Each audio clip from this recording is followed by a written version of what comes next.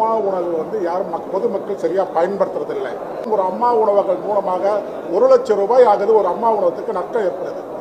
இத கூட அரசியலாக்கிட்டீங்கல்ல. நீங்க அதிகாரத்துக்கு வரது மக்களுக்கு நல்லது பண்றதுக்கு, மக்கள் கிட்ட இருந்து ப்ராஃபிட் எடுக்கிறது கிடையாது.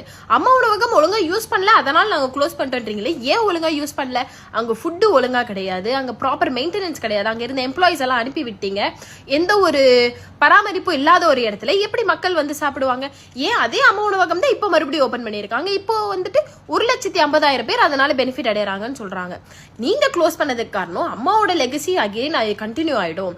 அவங்க பேர் எடுத்துருவாங்க, நம்மளோட அரசியல் அங்க இருக்காது, நம்ம பேர் எடுக்க முடியாது அப்படின்ற ஒரு பயத்தினால க்ளோஸ் பண்ணதுதான் இந்த அம்மா உணவகம். உடனே மக்கள் யூஸ் பண்ணல அதனால க்ளோஸ் பண்ணிட்டோம் அப்படிங்காதீங்க.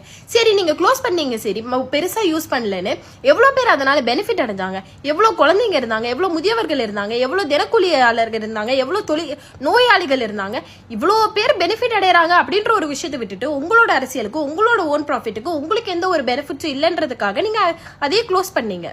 ஆனா இப்போ அம்மா அப்படின்ற அதே பேரோட இப்ப மறுபடியும் கண்டினியூ ஆகுது.